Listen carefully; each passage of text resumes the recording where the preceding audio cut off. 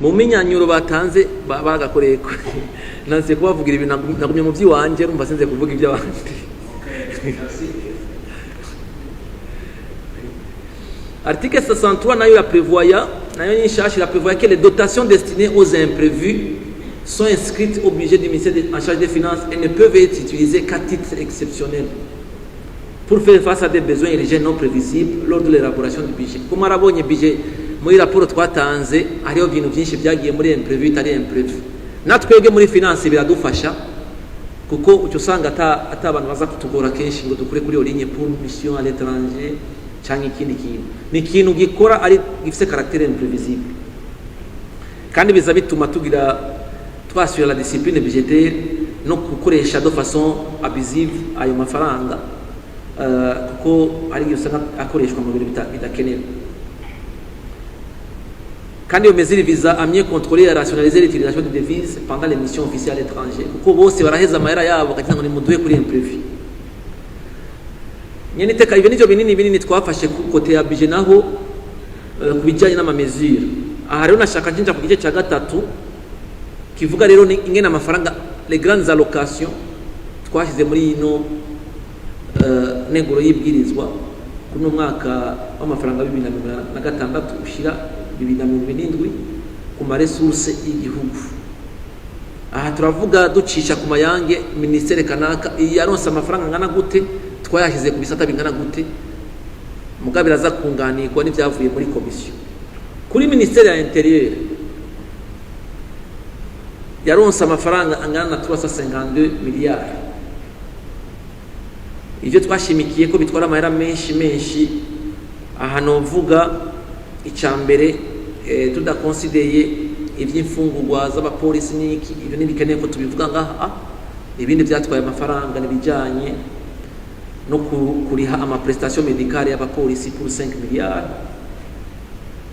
Participation ya makomine muri banke BDF na bije byatwaye miliyardi 8.4 muri BDF 4,2 miliyari muri bije 4,2 miliyari. Nakuvuga ko muri bije ikomine yose muri no mwaka yaterereye imiliyoni 100 fois 42 ça fait 4,2 miliyari. No muri BDF uko nyene nukuvuga bariko baraduza imitahe yabo ko murazi yuko 85% y'imitahe muri BDF na bije igizwe na les 42 communes rectifisemo 15% gusa. Kugura ma engins équipements spéciaux pour la protection sociale et la protection civile naho nyene barashizemo 5,1 miliyari kuko ibi by'amasoko asha ainsi de suite il faut ko bagura ibizimyamoto n'ibiki byose. Kurehabilita bâtiment de l'État izoja mu ministère intérieur.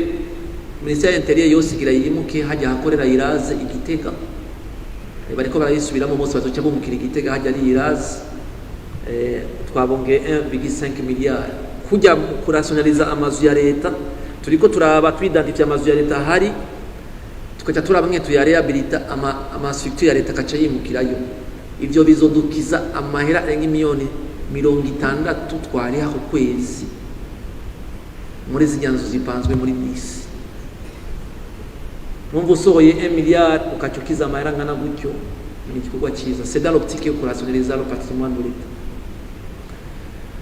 Construire ariyo muri aridi wagiye mu kubaka ex ENAPO construire un bâtiment évolutif ni mwe mwavuganye n'iteka bya progressif bazotangura kubaka ibatima izojamo service de la PNB na hajya hari ex ENAPO pour un montant de milliards baronka 1 milliard. Harimo kubaka hangare pour logistique ya PNB cyane cyane kuri PCR 1,6 milliard. Harimo no poursuivre la construction ya commune Butaganzwa pour 3 milliards yaratanguye irabandanya kuko niyo yonyene mu makomine yose uko ari 40 itarifise aho ikorera hajyamo ama département 11 sino handi bari bafite ibyo bubatse ainsi de suite. Construire le bureau communal ya Matongo pour un montant 1 milliard. Construire un bureau provincial ya Buhumuza hasi construire tuko leta iri kwiraterera abavukanara bo muri Buhumuza batangiye kubaka ijya province pour 1 milliard. Ni contribution ya leta yongereje ngayo bari baratanga hama na Gitega mwarabonye yuko batanguye muri no bije yayo baronse hariho 1 miliyard yandi bazoronka kuri bije ikurikira. Aho ni kuri ministere ya intwaro yo hagati mu gihugu. Tutavuze ko nayandi yagiye mu bintu bidakeneye ko twoshira ngaho. Kubushikiranganje bw'imigenderanire ifise bije ya 130 miliyari ni gice kimwe. Icambere nuko tubandanya 14 miliyari yakizwe mu by'ama contribution muri EAC. Murazi guheruka ko hari baye ikibazo kijanye n'ama contribution ajya twari kuri miliyoni 10 na zingahe z'amadolari, no muri no bije twaratangiye kuriha kugira za 2 n'abaduhaye nituze tuba twagize twashizemo miliyari 14. hanyuma kubaka chancellerie y'iwacu na residence ya chef de mission idodoma Tanzania, twari twatangiye turubaka ahakorera na clôture si niribuka neza. Ubu ni miliyari 6 zishizweho kugira icyo gikorwa kibandanye. Ikindi twashyize ko amafaranga ni kijanye no kugura inzu ambassade yacu Pretoria ikoreramo. Mugabo ni achat progressif ya chancellerie, résidence na chef de mission n'ama appartement ba diplomates na appartement y'umu secrétaire administratif pour un montant de 4 miliyari. No kuvuga ivyo bihugu biratanga ama avantage ukagura ukagenda uri habukiye buke kuko yandi twara dutanga nyene n'ugupanga amara yo gupanga niyo bazokoresha kugenda barariha kuko birahindura isura y'igihugu. Hariho 1 miliyari 500 miliyoni twushize muri mu kufata mu kwasira la participation y'abadelege bacu mu mission officielle muri communauté est africaine 1,5 miliyari no kuorganiza ibi bijanye na Zerikaf amakoloke azoba na cyane cyane ko yatutwara son excellence ariwe president exercice wa Union africaine ayo 1,7 miliyari yashizweho. Harimo kubandanya kuriha ama contribution muri Union interuniversitaire pour 1,2 miliyari no kuriha ama contribution statutaire mu organisation. Aha rero umuntu wese yakoze muri OBR akabiheba ngo azi kugiye kucika umudeklara nivyo vyuzuye bose n'abadeklara ubu ni imyaka 5 ademissionye kugira garuke mu mwuga kugira bya bindi byose yari yarasize yugaye azogaruka byaramaze tumaze kubidebloka. Tugiye mu rubanza tukisanga imbere ya muntu twakoresheje abaza amategeko abazi n'utuntu twese yasize yugaye uyo n'umutsinda nko mu ibanki y'isi yose warakozeyo ubu ufise imyaka nk'itatu ine udasubira gukora muri projet yiwabo ukorera mugabo iyo amareta canke ikindi kintu kuko babazi ko ari ibindi byinshi cyane ushobora kudevola comme des secrets. Aha rero umuntu wese yakoze muri OBR akabiheba ngo azi kugiye kucika umudeklara nivyo vyuzuye bose n'abadeklara ubu ni imyaka 5 ademissionye kugira garuke mu mwuga kugira bya bindi byose yari yarasize yugaye azogaruka byaramaze tumaze kubidebloka. L'article 276 il a prévoit yuko umuntu ashikanye chiffre d'affaires ya 25 millions directement cyo basujeti à la TVA.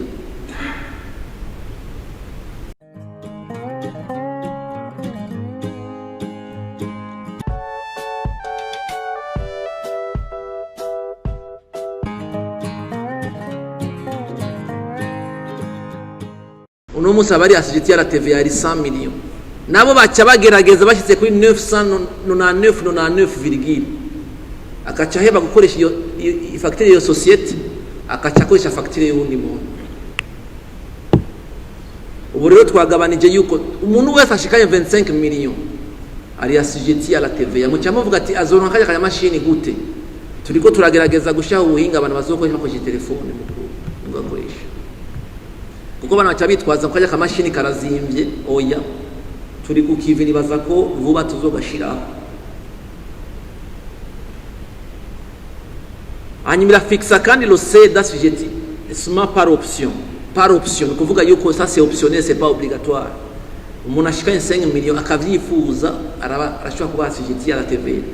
Twayishizemo kubera iki hari abantu bose ni bari motivé par ni bafise mauvaise foi. harabifuza gukorera mu mucyo kuba ka mashini niyo manuro nibaza ko noha abantu baba contribuable mu bihugu nk'ibi by'iwacu bivuye mu ntambara niki kandi ubona ko byifuza guhindura ufise intere yo gukorera mu mucyo gusuma ubandanya winyegeza kuko uko turondera guhinduka niko turondera kugenda kurondera ibyo wakoze mu nyuma. Rero ni byiza yuko ukorera mu mucyo bya bindi byose wanyegeje kijya gihe uzibira aho abantu bazoza gutorera inyishu bati naraje kuko no mu bucamanza iyo wemeye ikosa igihano kiragabanuka. L'article 277 il instaure la délivrance de la carte ya fièvre jaune na laisser passer à la frontière du Burundi par les services habilités. Hari kibazo nk'izariya za Muyinga na hehe abantu basohoka bakagenda Tanzania bakabakubita ko bataronse. Twasabye yuko pour le laisser passer le paiement yo kibera ku makonti ya Ober iri hariya n'amakonti ya transit ayugure mu mabanki commercial ari ku mipaka pour la carte ya fièvre jaune kuko bose barinda kumanuka ibujumbura kandi bakibakoresha ama fièvre jaune ya pirate. Twaragiye kikobero dusanga muri Tanzania bafise ahantu babirunza atabaru mubona ko muteye isoni raba amakarti ya fièvre jaune ya pirate. En plus rero iyo bagiye ari gukora bagenda badafise ibipapuro bakaca babakubita bakabatara n'amafaranga bakoreye yose batayaronse.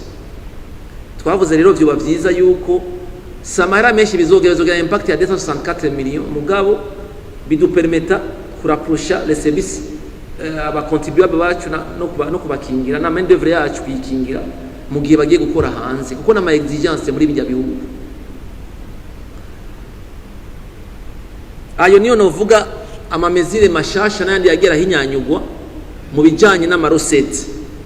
Hanyuma mu bijanye no kumwine amafaranga ya leta azotunganywa azokoreshwa naho nyine turashya amamezire atuma tugira une gestion efficace et efficiente ya ma dépenses publiques. Hariyo ayabaye ayahinyanywe hamwe n'ayandi yagize mashasha. Iya mbere ni article 23. Article 23 iraha ububasha umushikiranganje uko turi 13 canke umuresponsable wa institution constitutionnelle. Institution constitutionnelle ni 11 présidence, Sénat, Parlement, primature izi zose niko ari 11 Cour des comptes ni Cour suprême n'izindi barahawe muri iryo teko rishasha la compétence yo kwangaja bonyene no kulikida no coordonnance amafaranga ari muri budget ari yaluwe ku ma programme na execution ma programme na ma dotation bafisi. Ibi ni kugira dushire mu ngiro kimwe cha déconcentration ordonnancement au niveau central kugira muri finance tworoherwe kuko ibindi byose ni ministre wa finance yategerezwa kubijamo. Ibyo ni kugira tujye en conformité ya disposition ya article 49 ya loi organique relative aux finances publiques yo muri 2022 kuvuga yuko buko bacitse les ordonnateurs nabo nyene kujya ministre wa finance ahora ari ordonnateur. L'article 33 il instaura yuko devis yose ijanye no gukora imiduga entretien na réparation itegerezwa guca ku expert agira contre expertise technique kugira turabe ubukira muntu wese facture d'office ya entretien mu gisoda zingana gutya mu gipolisi zingana gutya muri santé imbere yuko bakoresha imodoka devis bayiguhaye ko zavuye mu bantu batatu canke bangahe itegerezwa guca ku expert independent akatubwira ati iyi pompa o bashyizemo igiciro nicyo canke kiragabanutse niwa valide en dernier lieu.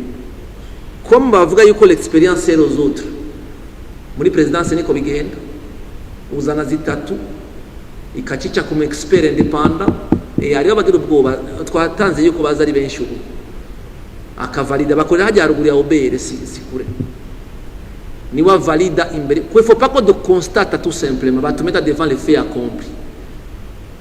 Aru uyumvira ko bazoca baji igiturire nabandi bahora bakijya nibagabanya tubizo ko twabona yuko birazana karusho no baha karorero imodoka ngiramwe nashitse banzanira facture naringize accident gatoyi 114 millions niyo societe bahora batwaramo dutwaye kuri uyo muntu twakoresheje kuri 18 millions. Bazanye devia 30 millions dutwaye kuri uyo muntu twakoresheje kuri miliyoni 18 kandi nahakana acha bikora. Rero ko tubiko biragenda neza, reka tubigerageze. Nabo nyene kujya ba comptable ba presta yuko hagize ikiba bazofungwa, nabo nyene amategeko abagenga azojaho. Mugabo bariho kandi barakora no munsi baradufasha. Rero iyo exigence ya compte expertise technique préalable comme devis par un expert indépendant izo dupermeta kurationaliza ibi bintu vy'ama entretien n'ama réparation, kuko twobereka amafaranga bitwara birateye ubwoba, tutavuze bimwe byo kugira ama vidange. Ugira vidange mugabo ukabona imodoka ipfuye après, ni kuvuga ko ama vidange ataba yabaye réellement. Ibi ni ibintu bidutwara amafaranga menshi cyane. Ni ibintu by'impinduka. Mbaye ndasaba ubufasha bwanyu nk'abatuwe n'abene gihugu mutubera aba porte parole. Iko nibyo biza kuvugwa hanze n'ibindi tuko turabivuga, mugabo biza kuvugwa handi biza kuza muri sens contraire ya objectif turiko turabiza. Icyo ndabizi ko abarundi biratworohera cyane kuza kuremera rezo mu. L'article 35, il a prévoyé que les opérations de régularisation de rémunération, indemnité et autres droits des agents publics relèvent du ministère de la fonction publique. Il est prévu et exécuté après contrôle et visa préalable du ministère en charge des finances. Nous avons vu que nous avons subi naka uyo muntu twaramuharuriye nabi tugiye tumuregularize ukacibona bakuzana ibintu atana kimwe twigeze tumenya. Twageze discussion muri conseil bavuga ati ibintu bizoteba, mugabo chaque ministère uno munsi irafise uco twita umucontable public. Umucontable public ni wa visa dans chaque ministère, ni waraba ko ivyo bazanye bikwije ibyangombwa. Or n'umuntu wo muri finance, iyo tuvuze finance sikuvuga ngo bakabaze muri building yiwacu, oya. Uyo mu comptable public no mu makomine bazoba bahari, niwe akurikirana amafaranga ku makonti kandi akakurikirana yuko n'ivyo bazanye, kuko il faut que de sépare le rôle yuko ubuni ordonnance en même temps kandi ari waza kugira likida aza kugira paiement, kuko mu comptable niyo rôle yiyo aza kuverifier yuko la dépense bakuye hariya ikwije byangombwa. Icyo rero nicyo twabikoze kugira amaregulation tugabanya y'amafaranga tutazi yari karaja. Il y a l'article proposé, il renforce la transparence et la discipline budgétaire dans la gestion des rémunérations et droits des agents publics et relève du ministère de la fonction publique. Ils sont au nombre de 102 000 fonctionnaires. Il y a un instrument juridique qui garantit que les régularisations et rémunérations et droits des agents publics soient effectués de manière transparente. L'article 51, toujours ma dépense, il autorise les ministres le ministère a fait des recrutements au titre de la gestion budgétaire 26-27 avec une liste exhaustive des institutions qui auront la même prérogative pour permettre la mise en œuvre effective et à réformer. Il réforme et à savoir que nous recrutons abakozi benshi. Comme tu as vu que nous avons analysé le Conseil des ministres, il faut que les institutions concernées zitanga la liste ya institutions qui sont recrutées, itanga même les effectifs, itanga na profil y'abantu bakeneye kuba recruter. Kugira turabe ko abo bantu tabafisa handi dushaka kuba deployer. Iki ni kugira dushoboye gupermeta la mise en œuvre des réformes relatives à la déconcentration de l'ordonnancement et des services publics dans le cadre de découpage administratif. Kuko hazogira igihe budget programme ni yakunda n'amafaranga y'imishahara tuya déconcentra au niveau provincial, au niveau de direction. Ni twame tout dépenda ya ministère ya fonction publique ngahi Bujumbura. Les ministères et institutions constitutionnelles sont désormais autorisés à recruter pour la mise en œuvre des réformes de la déconcentration dans le cadre de la découpage administratif. Les postes qui sont restés vacants depuis longtemps sont réputés non indispensables. Ça, c'est très important. Nous avons remplacé 5 ans, 6 ans. Ce n'est pas le moment où nous remplacer. Nous pouvons dire que nous avons kenewe. Une institution qui n'a pas effectué le remplacement pendant 5 ans, Nicha il profite il brèche ngwichi mu remplace. Uyo muntu namba atabaye remplacer ikabana nyikora. no kuvuga yuko il n'était pas indispensable. On a limité ça kuri exercice zibiri si je me nibuka neza ivyo twashizemo mu itegeko. L'article 57 il a prévoyé que les hauts cadres de l'État, no kuvuga les secrétaires permanents, les assistants des ministres, les secrétaires exécutifs, les directeurs généraux ainsi que les membres des institutions constitutionnelles de rang équivalent à ces derniers ne peuvent être dotés qu'un seul véhicule de type pick-up 4x4 pour l'exercice de leurs fonctions. Kubw'ivyo na marché nimwe de fourniture iyo type tuvuze iri mu catégorie ya frais promenade des établissements publics à caractère administratif.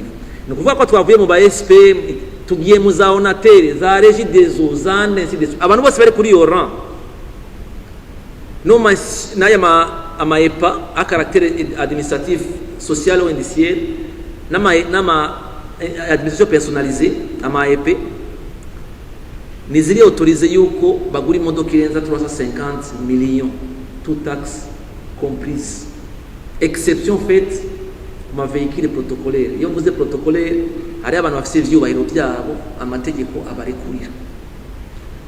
Uno munsi dufise ikibazo yuko umudeje quelque part yaguze V8 ubundi akabatenda naka yarayiguze reka ndayigure. Oro turi muri gestion efficace y'amafaranga.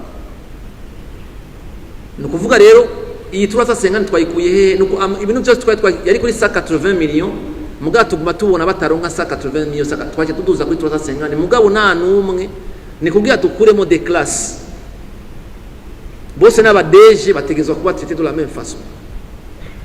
Hamanitse ikintu cyo kuduza kuri 350 millions niko twabonye benshi nibashiye kugura imiduga no mwaka kubera 180 millions baronka uba fournisseur miduga.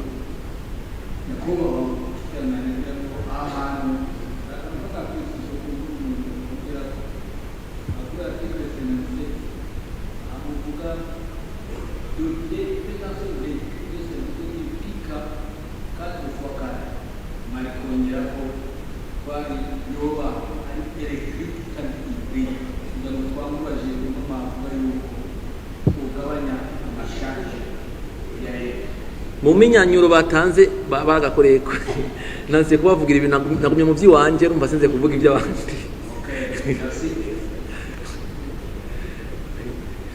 Article 63 nayo ya prévoya nayo nyinshi la prévoya que les dotations destinées aux imprévus sont inscrites au budget du ministère en charge des finances et ne peuvent être utilisées qu'à titre exceptionnel pour faire face à des besoins urgents non prévisibles lors de l'élaboration du budget. Comme arabonye budget muri raporo twatanze hariho ibintu byinshi byagiye muri imprévu itari imprévu. Natwebwe muri finance biradufasha kuko ucyo usanga ata abantu baza kutugora kenshi ngo dukure kuri ligne pour mission à l'étranger cyangwa ikindi kintu. Ni ikintu gikora ari gifite caractère imprévisible. Kandi biza bituma tugira twasura la discipline budgétaire no gukoresha de façon abusive ayo mafaranga kuko ari usanga akoreshwa mu bintu bidakenewe. Kandi iyo mesure visa à mieux contrôler et rationaliser l'utilisation des devises pendant les missions officielles à l'étranger kuko bose baraheza amahera yabo kagira ngo ni muduwe kuri imprévu. Nyene teka ibyo nivyo binini twafashe ku kote ya budget naho kubijanye n'ama mesure. Aha rero nashaka njinja ku gice cya gatatu kivuga rero ingene amafaranga les grandes allocations twashize muri ino neguro y'ibwirizwa kuno mwaka w'amafaranga 2026 ushira 2027 ku ma resources y'igihugu. Aha turavuga ducisha ku mayange ministere kanaka yaronse amafaranga ngana gute twayashize ku bisata bingana gute mugabira za kunganirwa n'ibyavuye muri commission. Kuri ministere ya intérieur yaronse amafaranga angana na 352 miliyari. Ivyo twashimikiye ko bitwara amahera menshi aha novuga icambere tudakonsideye ivy'imfungurwa z'abapolisi n'iki ibyo nibikeneye ko tubivuga ngaha. Ibindi byatwaye amafaranga nibijanye no kuriha ama prestation médicale y'abapolisi pour 5 milliards, participation ya makomine muri banke BDF na bije byatwaye miliyari 8 n'ibice 4, muri BDF 4,2 miliyari, muri bije 4,2 miliyari. Ni ukuvuga ko muri bije ikomine yose muri uno mwaka yaterereye imiliyoni ijana fois 42 ça fait 4,2 miliyari. No muri BDF uko nyene. Ni ukuvuga bariko baraduza imitahe yabo ko murazi yuko 85% y'imitahe muri BDF na bije igizwe na les 42 communes, rectifisemo 15% gusa. Kugura ma engin équipement spéciaux pour la protection sociale et la protection civile naho nyene barashizemo 5,1 miliyari kuko ibi by'amasoko asha ainsi de suite. Il faut ko bagura ibizimyamoto n'ibiki byose. Kurehabilita bâtiment de l'État izoja mu ministère intérieur yose igira yimuke hajya hakorera iraze igitega. Bariko barayisubiramo bose bazoca bumukira igitega hajya ari iraze. Twabonge 1,5 miliyari kujya kurationaliza amazu ya leta. Turiko turaba twidentifya amazu ya leta hari tukaca turaba mwe tuyarehabilita ama structure ya leta kaca yimukirayo. Ivyo bizodukiza amahera arenga miliyoni 60 twariha ku kwezi muri zinyanzo zipanzwe muri bisi. Numva usohoye 1 miliyari ukacukiza amahera ngana gutyo ni igikorwa cyiza. C'est dans l'optique yo kurationaliza le patrimoine de l'État. Construire ariyo muri aridi wagiye mu kubaka ex ENAPO, construire un bâtiment évolutif. Évolutif ni mwe mwavuganye n'iteka bya progressif. Bazotangura kubaka ibatima izojamo service de la PNB na hajya hari ex ENAPO pour un montant de milliards, baronka 1 milliard. Harimo kubaka hangare pour logistique ya PNB cyane cyane kuri PCR 1,6 milliard. Harimo no poursuivre la construction ya commune Butaganzwa pour 3 milliards yaratanguye irabandanya. Kuko niyo yonyene mu makomine yose uko ari 40 itarifise aho ikorera hajyamo ama département 11 sino handi bari bafite ibyo bubatse ainsi de suite. Construire le bureau communal ya Matongo pour un montant 1 milliard. Construire un bureau provincial ya Buhumuza. Hasi construire tuko leta iri kwiraterera abavukana bo muri Buhumuza batangiye kubaka ijya province pour 1 milliard. Ni contribution ya leta yongereje ngayo bari kuratanga. Hama na Gitega mwarabonye yuko batanguye muri no bije yayo baronse hariyo 1 milliard yandi bazoronka kuri bije ikurikira. Aho ni kuri ministere ya intwaro yo hagati mu gihugu. Tutavuze ko nayandi yagiye mu bintu bidakeneye ko twoshira ngaha. Kubushikiranganje bw'imigenderanire ifise bije ya 130 miliyari ni gice kimwe. Icambere nuko tubandanya 14 miliyari yakizwe mu by'ama contribution muri EAC. Murazi uheruka ko hari baye ikibazo kijanye n'ama contribution ajya twari kuri miliyoni 10 na zingahe z'amadolari. No muri no bije twaratangiye kuriha kugira za 2 n'abaduhaye nituze tuba twagize twashizemo miliyari 14. Hanyuma kubaka chancellerie y'iwacu na residence ya chef de mission i Dodoma i Tanzania. Twari twatangiye turubaka ahakorera na clôture si niribuka neza. Ubu ni miliyari 6 zishizweho kugira icyo gikorwa kibandanye. Ikindi twashyize ko amafaranga ni kijanye no kugura inzu ambassade yacu Pretoria ikoreramo. Mugabo ni achat progressif ya chancellerie, résidence na chef de mission n'ama appartement ba diplomates na appartement y'umu secrétaire administratif pour un montant de 4 milliards. No kuvuga ivyo bihugu biratanga ama avantage ukagura ukagenda uri habukiye buke kuko yandi twara dutanga nyene n'ugupanga amara yo gupanga niyo bazokoresha kugenda barariha kuko birahindura isura y'igihugu. Hariho 1 milliard 500 millions twushize mu kufata mu kwasira la participation y'abadelege bacu mu mission officielle muri communauté est africaine 1,5 milliard no kuorganiza ibi bijanye na ZERECAF amakoloke azoba na cyane cyane ko yatutwara son excellence ariwe president exercice wa Union africaine ariyo 1,7 milliard yashizweho. Harimo kubananya kuriha ama contribution muri Union interuniversitaire pour 1,2 milliard no kuriha ama contribution statutaire mu organisation internationale pour 11 milliards. ku bijyanye na minisiteri ya defense yani ko ndazivuga ko zipanze ifise 676 miliyari ifise apari ibindi nakeneye kuvugira ngaha nuko bashaka kubaka un immeuble à deux niveaux pour la faculté des sciences de l'éducation physique et des sports pour ISCAM pour 1,1 milliard. Parachever les rectifications, il y a 210e brigade pour Kamahoro pour un montant de 1,8 milliard. Kwakirisa des nouveaux véhicules à FDNB 11 milliards. Kwakirisa les équipements pour la modernisation, il y a BMA pour un montant de 5,5 milliards. Kubaka 2 centres de formation des réservistes dans 2 provinces pour un montant de 1 milliard dans le cadre de Biafrad. Construire un bloc de commandement, dans 2 blocs de logement, dans 2 blocs sanitaires, pour le 312e bataillon d'infanterie à Mugano en commune Butihinda pour un montant de 1,9 milliard. Kwasi les soins de santé z'abasirikare pour 10 milliards. Koktura les soins de santé médicaments pour personnes handicapées 4,5 milliards. Kwakirisa les équipements collectifs militaires. Les équipements collectifs, ça n'a rien à voir avec les pour 3,8 milliards. Pour le ministère des Finances, il fait un budget à 3 milliards 3,033 milliards. Et nous avons vu que les finances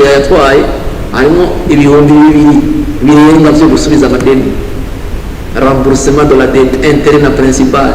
Pourquoi tu es bamwe bafite amashyirahamwe igenga bacyava ngo finance ngo yikunda twamara menshi oya finance iri imizigo yavuye mu yandi ministeri bijya byose gusinya vy'amakoro muri agriculture muri santé bacha babitwara muri service ya dette atakira biciye ngamwa duhaye uruhushya rwa bihiriki cyatubiroma donc ivyo bica bisaba yuko turiha amahera menshi ku buryo tweye ushaka gusanga dufite nka 500-600 miliyari ya budget atara menshi ayo kuri amadeni gusa no ma contribution amadeni navuze ko turenze 2,000 birenga by'amadeni sinshobora kugaruka kuko seba ni ibintu byamaze guhera ni engagement twafashe mugabo tuzoshiraho dukoranye na ministère ya intérieur na présidence kwa initiative yo mettre en place un système national d'identité numérique pour un montant de 9,1 milliard. Les tests zaraheze kuri commune kuri zone imwe ubwo kugura ama equipement ko dushe kugeneraliza mugani gikorwa dukorana ministère ya intérieur na tanki y'ejo administration territoriale na finance ibintu bya PPP hamwe na présidence ko ni initiative ya nyine cyubahiro harimo 9,1 milliard. Iki cyo kudigitaliza les titres fonciers kirabandanya pour un montant de 8,1 milliard kugura ama equipement azo dupermettre gutanga ya titre sécurisé ahanagenda gitanga ku mucyo sibwa rupapuro abagiye kwiyandikisha oya namba ni rupapuro rufite amanorme yose ya security kujya kwino tudashobora kuyigana incident ku buryo nitwagiye twakoresha mu machine dushobora kumenya ati uyu muntu yaramaze batimbiwe aya menshi rero kugura ibikoresho bizokoreshwa hajya kuko itegeko riri ankuru rivuga yuko ugiye kuriha azoza gusaba titre foncier après 5 mois ni kugira turonke umwanya wo kwitegura kuronka ama equipement byose hano birajyana rero nuko ugize bya digitalisation yakenera yuko uronka ahantu bika amadone bikeneye ko tugira data center y'iwacu iri integre amadone yose ariko ahantu hamwe muri kiya kigo setike baramaze kubakaho izoja bica twashyizemo 9 miliyari bisaba yuko amadone yose aba centralisé kuko umuntu amadone yawe uyahaye accès kundi muntu arashobora kuyakoresha ibyo yishakiye ivyo nibaza yuko ari muri yo mbero ikindi kijanye no interconnecta ministère ya finance n'ama ministère n'ama institution n'ama commune mu gukoresha ya plateforme dukoresha ya CGFI amafaranga asohokera kuko twifuza yuko n'amafaranga azokora asohokera hariya tuyamenya mwena ngana tugiye tuyakurikirana. Hariyo n'iyindi twashize ko amafaranga izodufasha kugira dushire mu ngiro ya ngingo yafashwe yuko tudakoresha amatelefone ku kazi ngo tuyakoresha mu bintu bidakenewe cyangwa se ama connection yo ku kazi tuyakoresha mu kuraba twatwenza turaba ibintu bidakenewe. Ministère des Finances izogura plateforme kandi mettre en place plateforme de contrôle de flux de trafic entrant et sortant ni kuvuga ku matelefone, ku ma message, ku ma video, ku ma jeu, ibi by'amapublicité, kugira turabe nyine dutoza amakuru kuri ibyo bintu bica en ligne.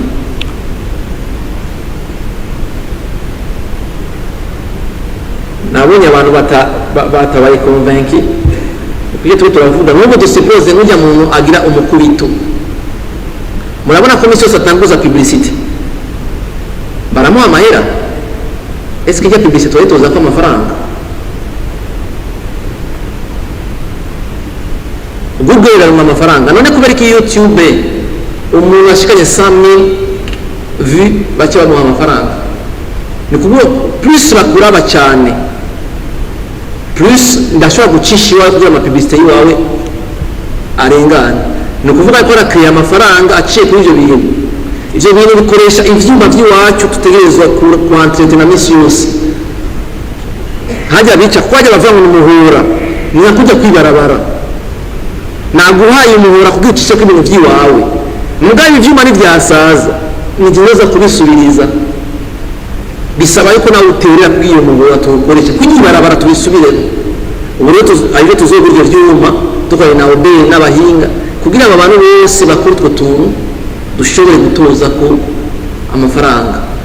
Icyo ni cyambere. Icya kabiri nacyo ni kugira tubuze n'abantu bakoresha bamuhora wa leta ku bintu bidakenewe, kuko twariyumviye ni gute dushira mu ngiro ingingo yafashwe yuko telefone tuyifise ku kazi, kuko uno munsi ikintu kigoye ni gute yohana umuntu ariko arakoresha telefone ku kazi na naho mu itegeko rihari, kuko itegeko ritegeza kuba rihari rifise caractère zitatu: ivyo vyautoriza, les autorisations, ivyo interdisa, hama n'ingene umuhana. Iteka rutafise ibice bitatu niba ari kwiye. Uno munsi twarose itegeko yuko kizira gukoresha telefone na naho bibiri bwamukunda ko turonye itegeko cyashiraho ubuhinga bwa none.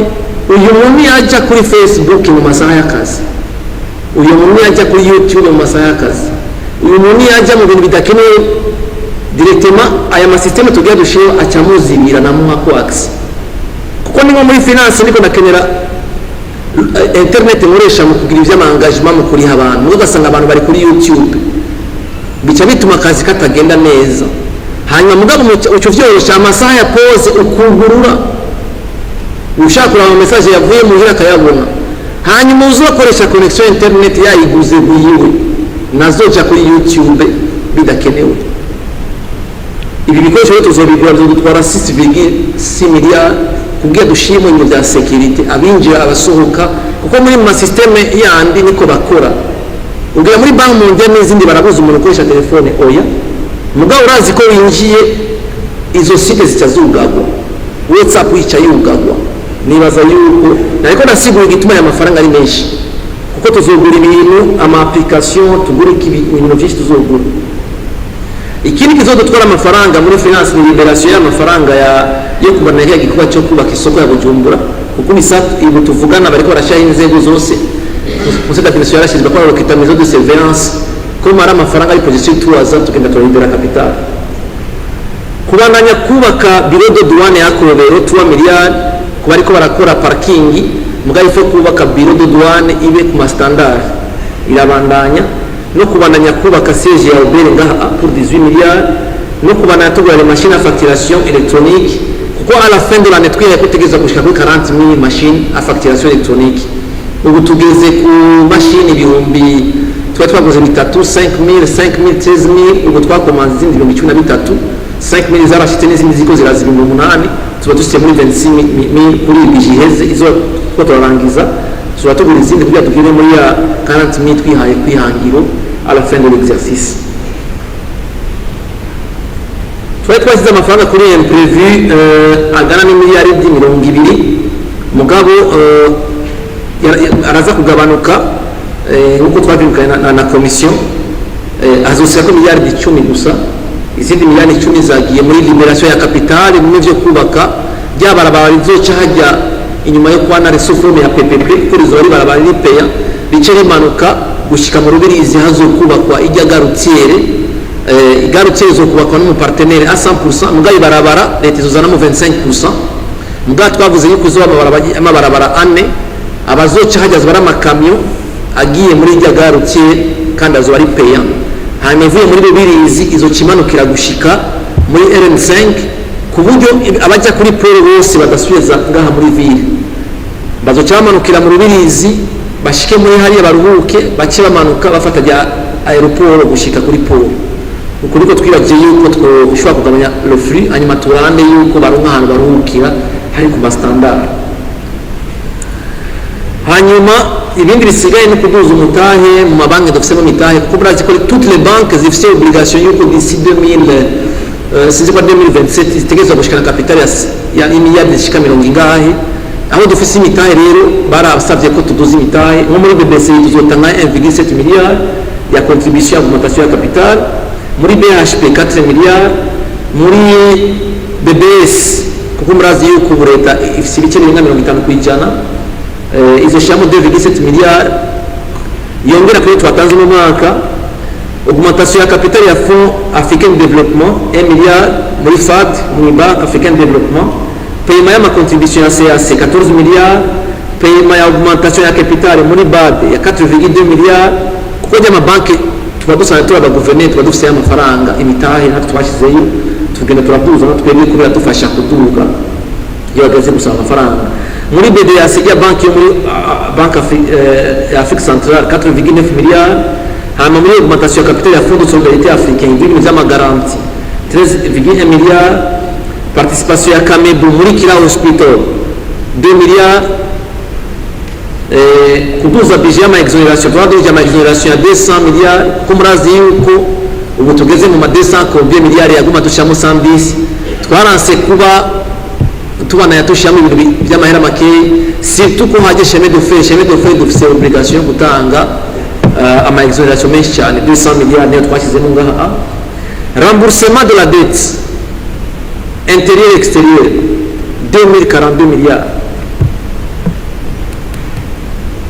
ukomeye stratégie de la dette twavuze ati il faut que twimyaka nyine turagabanya amadeni kugura ama vignette fiscale 1,3 milliards gushiraho système ya messagerie professionnelle 1 milliard burya muri leta twateza twese dukoresha ama email professionnel bijya byose tugira ngo Gmail ngo Yahoo mukanya tuvuga ngo dufise ama secret na secret nimwe dufise bijya byose bijyanye muri Amerika ku mugoro baravyugurura bakarabati mu gisoda bavuganye biki muri assemblée bavuganye biki ari fuko tugice bita comgov communication gouvernementale na e-gov ifuko ari ibikoresho bisaba yuko twese dukoresha ubwo buhinga bwa none murazi ko ahandi hantu udashobora kwinjira muri systeme ya leta udakoresheje mail professionnel ivyo rero utegereza guce ngo je ngo birangora ngo kugira ngo shikeyo kuko isaba amafaze menshi ya security kugira barabe ko ari wewe rero mari wewe winjije mikakikungira ku telefone ati ni wewe winjiyemo shiramo ibiharo bikuranga ko ari wewe rero ifuko twabizemo amafaranga kuko tuvuga ko tugiye muri transformation numérique ifoko leta ifata iya mbere mu biri kuyakora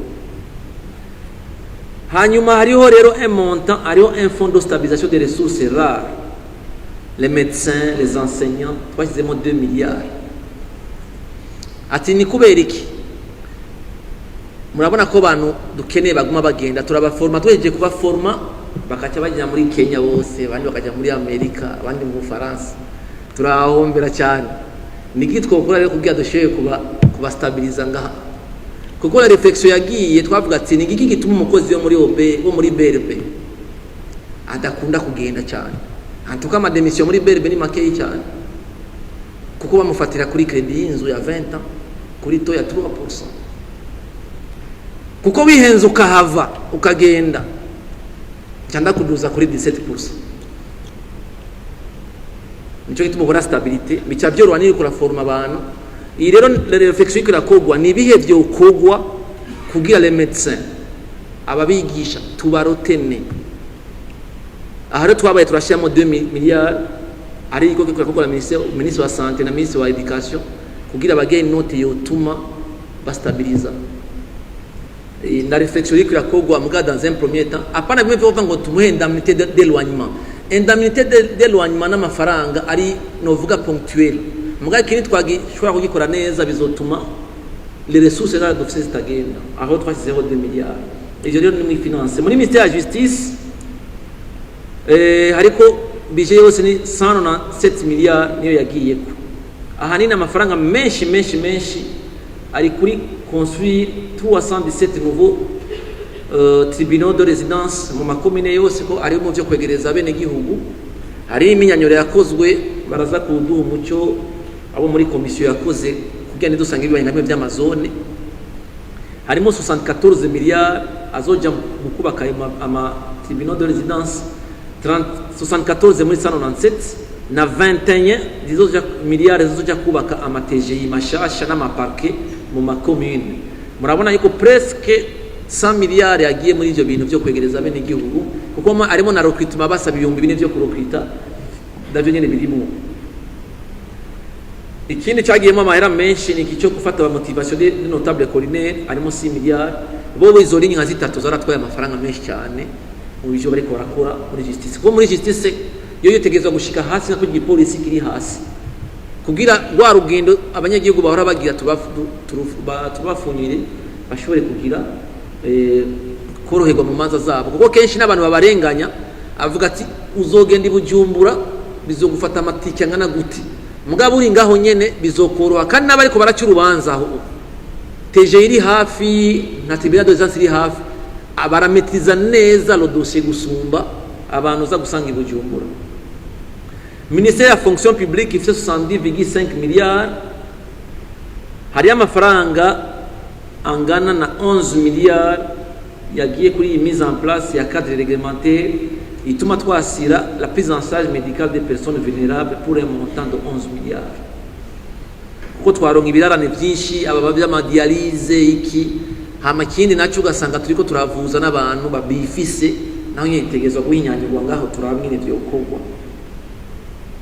izindi miliyari 7 twazishize muri bivyo kushira amagishe y'imiki au niveau communal bimwe byo kujera abakozi bikamanuka hasi ya madosiye bamanuka kurondera Bujumbura cyangwa amarukitima bigakorwa muri voya makomune 7,5 miliyari hani nani mahera shiki miliyari 12 n'ibice bitandatu yagiye mu kwapia ya réforme des prestations en pension des retraités nayo nyine yagiyeyo kugira yakompanye ONPR na NSS aha bavyumve neza samahera leta izokwamishira mu misi yose ni kugira iyi reforme ije yakompanye NSS na ONPR muri bijya byo guha baba kukuruke amafaranga biciye muri rya tegeko ryemezwa ubuheruka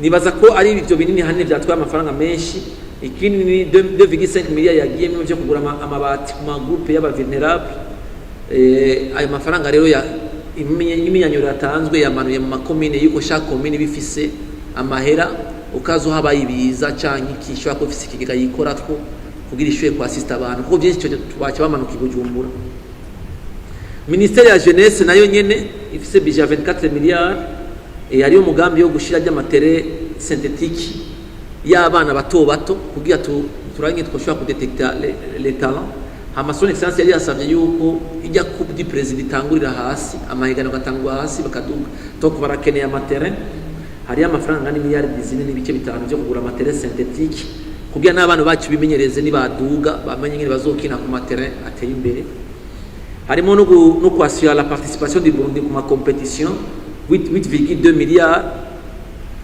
harimo nibi byo gutena dialogue intercontinental yaronse amafaranga izobera ngamo mu kwezi k'umunani na contrepartie ya gouvernement muri bya exécution ya projet Propac ni projet iyo muri bank yo muri BAD tegezo gutanga contrepartie ya 88 miliyari hama harimo no kwendamniza les occupants ya Kabanga aho hazuba ériger la maison de la culture pour un montant de 1,5 miliyari hakabamo na 1 miliyari yo kwamenaje hajya ikiriri hajya hariho inatemwa yagwa gasore hazoba amenaje ubu nuko hashaka kubakwa neza hakaca hafatanywa na hajya ari ikibutso cy'ubumwe kugira habe site touristique yikwije dans l'optique yuko dans l'avenir zijya mva ziri les héros de la démocratie bari zizokwimugwa zikaduga hariya hakaca hitwa hakaca hitwa site memorial historique, ikaca hitwa la place des héros, abayero bose bakaba hajya, hanyuma hajya kwa Ndadaye hakaca hacika bafatanya n'ijyanzu rimo abapolisi ikazo ciba maison de la culture, akaba histoire tout ça ngene byagiye biragenda. Ni phase rero batanye d'abord kuya mu kwamenaje hariya ariho un budget de milliards, hama no kurehabilita le terrain omnisport ya campus Kamenge hajya bijya byakozwe n'abajeune bakabitangura, ifo ko ministère ibifata bariko barahasubiramo n'ubu kugira hazobe ama sport yose azoba hajya hari ibyankenerwa byose nabo barabahaye ayo mafaranga no muri yari 10. Ministère ya communication media ifise budget ya 21,1 milliards, harimo kimwe cyo kwelimina les zones d'ombre hajya ku mipaka hose usanga havuga amaradio y'ahandi yaronse 3,3 milliards yo gushiraho amantene kugira abene igihugu bumve biko birakogwa au niveau central. Équiper les médias en matière de production performante, naho nyine hariho 1 milliard qui a été prévu à cet effet. Hanyuma no guha amahera ya direction générale yo kugira presse et publication 1 milliard nanyine barayihaye amafaranga. Muri ministère ya education ifise budget ya 750,7 milliards, iri kuri budget yaje imbere ari iminyanyuro zakozwe zindi baze ko izoduga ino budget. Nuko irusi apare yuko imiliyardi zishika 563 zizoja mu kuriha abakozi. Nukuvuga muri 750 milliards 563 milliards ni rémunération y'abakozi bo muri ministère ya education. 563 milliards icyo ndakivuga kugira twumve nitwakora neza politike ya decentralisation bizotuma dukuramo abafictife kuko twibaza ko bishobora kuba birimo. 563 rero azokoreshwa mu kuriha abakozi bangana na 83,000 enseignants. Rero tuyakuyemo ayo ayasigaye hari azokora angana twashyizemo imiliyardi 10 zirenga 10 kugaburira abanyeshuri muri kaminuza ko bizogaruka. Donc icyo ni kimwe mu zatwara amahera menshi cyane, na 41 milliards azojyamo kwa entretenir les élèves internes kwa ma interne ariko araduga harimo yadushiye mu ngiro y'ama recommandation y'ama institution twakuye ngaha. Donc tufashe 41 millions pour les élèves internes, tugafata na plus de 10 milliards usubiza ibya cantine muri ministère hajya muri université, tukayadushiraho octroi ya pré-bourse ya 20 milliards, tukayadushiraho guha supplément ya bourse 815 boursiers bari hanze pour un montant de 400 aba baccalauréat na 800 kubari muri master ku mafrais d'équipement na ma assurance, ivyo bizotwara 12 milliards. Bimwe byo gufungurira abana mu makantine scolaire bizotwara 23 milliards. Ivyo byose biri mu bintu biza bidevelopa kimwe twita development de capital humain. Kuko muri santé yariyo byinshi byakozwe, ifu ko nabiga biba bimeze neza ibyo bariga. No ni Rusi bazobubakira amahome y'abaformateur maison 5 niveaux baratanguye, tuzobaha 2,2 milliards. Kurehabilita campus Kiriri phase ya mbere 1,2 milliards, no kuremplacer les pompes à eau endommagées muri NS 1,5 milliards, no kuimprimer et multiplier les manuels d'enseignement technique deuxième année 1,5 milliards. Nivyo ahanini sinavuze byose byagiye biratwara amafaranga menshi apare bimwe by'imishahara muri education. Muri ministère ya infrastructure, logement socio transport na équipement bafise budget ya 392 milliards, mugabo plus de 250 milliards n'amafaranga agiye kuri chemin de fer. Ayo tuyashira ku ruhande, ayandi tuza gushira ko kuko ayo ya chemin de fer twifuza ko y'umwaka uza au moins 7,4 km sur les 82 km rijya kuva Maragarazi gushika Musongati rizokora ko twe ni 82 km, umuma wo kuva Uvinza gushika Musongati ari 264 km, parti ya Tanzania 162, twebwe ni 82 km. Aya twifuza yuko l'année prochaine au moins 7,4 km zizoba ziboneka comme résultat y'ibyakozwe kuri amafaranga turiko turatanga, navuze angana plus de 250 milliards. Ikindi gitwara amafaranga menshi n'amabarabara, acquisition d'abord acquisition ma équipement routier pour un montant de 2,4%, ko twereko bahura ajya ma tractopelle tugura ajya ma bijya bikoresho bakoresha muri ARB, kandi tuzobigura directement ku fournisseur de discussions avancées, bizodutwara 2,4 milliards. Kugura amabisi hajya muri Otraco 3,8 milliards, kuko iyo no mwaka n'ibyakunze yuko ko umufournisseur yadusabye yuko tumuha lettre de confort de première ya banki ya premier rang. Urumva naho bitaniye no gutanga amafaranga cash, ko yashaka ko tuyigira en dollars kandi twifuza ko tuyigira mu marundi. Bimwe vy'ikobero twavuga bazoronka 2 milliards yongerekana, guheraheza ijya voirie urbaine ya Cankuzo muri Buhumuza, kuko hari byatanguye no guparacheva la voirie kuko byaratanguye tuzo ko turariha facture. Hariho RN3, hariho contrepartie ya 2,2 milliards, hanyuma RN9 30 km kuko irijya rya Bubanza aba bariko barubaka iri riva ngaha gushika kuri Gikoma, kontra nuko twumvikanye ko babandanya kuko tubari hambifu bobu tubari 30% dollars 70% ambifu.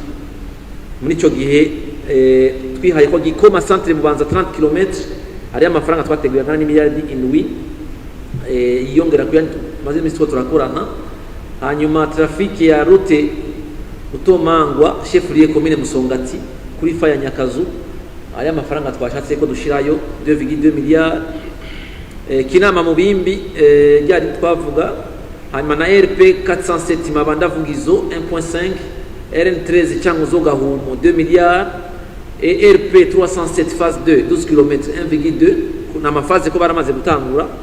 L'étape de trafic sur la RP 312 phase 4 15 km pour un montant de 1,2 milliards. RP 111 kuvuga Bukeye Mbuye RND Muramvya ni 27 km pour un montant de 1,5 milliards.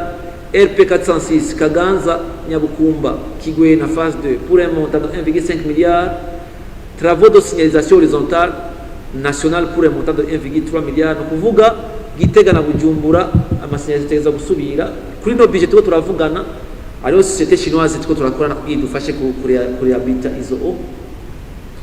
Construire un building flambeau de la paix pour un montant de 1,4 milliards.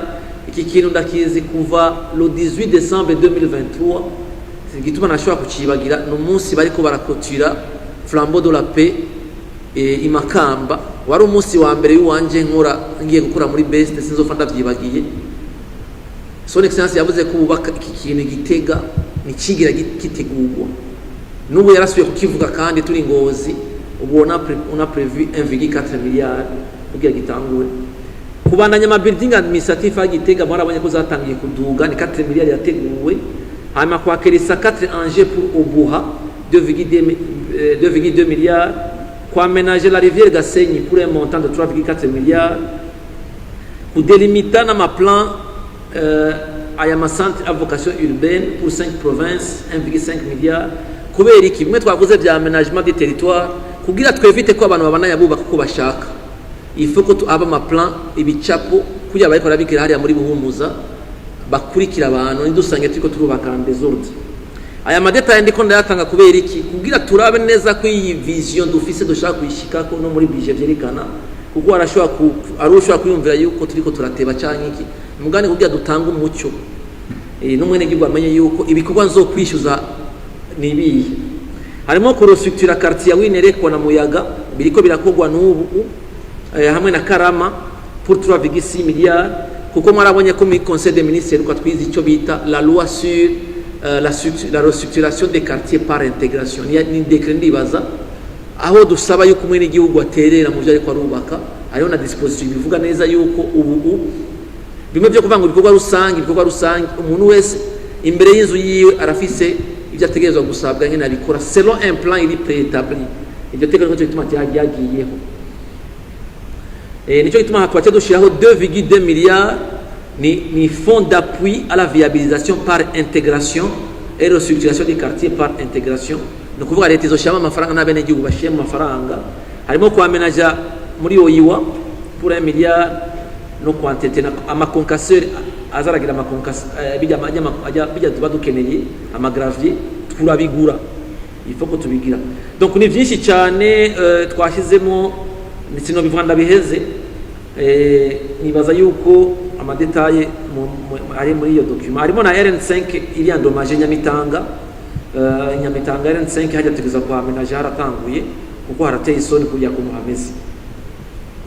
Amano pour restituer les frais de viabilisation aux acquéreurs des parcelles retirées pour un montant de 2,5 milliards. Abantu batanze amafaranga ugasanga baracishuza no munsi nayo mafaranga yarateguwe bisaba yuko bikoreshwa. Muri ministère ya santé rero bafise budget ya 345 milliards hariho kwakirisa imiti mbona nakajyo kwishura bimwe urikome kwa bako tutashizemo imiti aya 5 milliards aza kuba complete na yandi ari muri mituelle yo kugura imiti nayo twashize muri Kamego. Harimo kubaka centre national ya cancérologie kuko twara étude yaramaze guhera ubu hazoba les travaux préparatoires za dessouchage génique cyane cya débroussaillage na aménagement de la chaussée iménage jusqu'au site ibintu bya kudeployer ibyo kugira ama débris de toute nature n'ibyo gukora amabuye byabaye confié ikigo kizokorwa na régime militaire de construction pour 2,2 milliards. Kimwe cya Brema construit le complexe bazogia terrassement soubassement radier général fido colonne nationale inférieure pour un montant de 15 milliards quoi qui des araheze bien juste mubone yuko les institutions zirakurikizwa ko effectuer les études de faisabilité de travaux de construction des hôpitaux nationaux de Burunga et Buhumuza pour 1,3 milliards azokorwa ma étude finaliser les travaux de construction de l'hôpital ya Kigamba ahano kugura achat d'un transformateur na travaux de finition des infrastructures pour un montant de 2 milliards guparacheva le CDS Kaduduri pour un montant de 1,1 milliard guparacheva construction ya hôpital de 2 districts ubu twatangiye phase ya mbere 10 milliards parachever les constructions de l'hôpital Bwiza Jabe bloc maternité 2,7 milliards guparacheva les travaux de construction nico ituma mbona botkocha verbe parachever pas construire Nyabikere pour un montant de 10 milliards parachever l'hôpital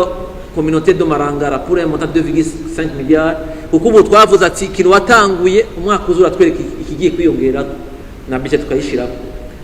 Payer la contrepartie à gouvernement pour les vaccins pour un montant de 7,3 milliards. Hanyuma no kugura ma équipement de laboratoire médicaux de collecte de 101,5 milliards. Kugura ma réactifs et entrée de laboratoire pour un montant de 4,5 milliards. Pour disponibiliser les ARV 1,3 milliards. Pour effectuer la distribution de 101,4 milliards.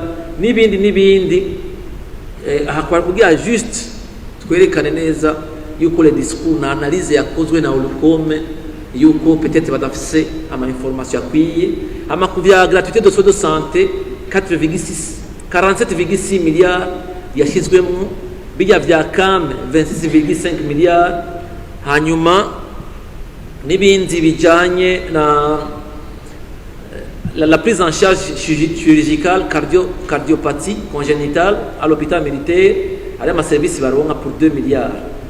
Murabona yuko hariho turiko turaraba harimo lien muvyo tuvuga kuko tuvuga yuko turiyangaja l'engagement de l'État tukaya tuja mu bintu vya efficacité économique le secteur productif tukaya tuja no muri protection équité sociale aho tuvuga éducation aho tuvuga santé aho tuvuga na protection sociale no kuvuga kintu kijanye na protection na développement du capital humain no vuga ko harimo connexion mu ma intervention yose ariko arakora.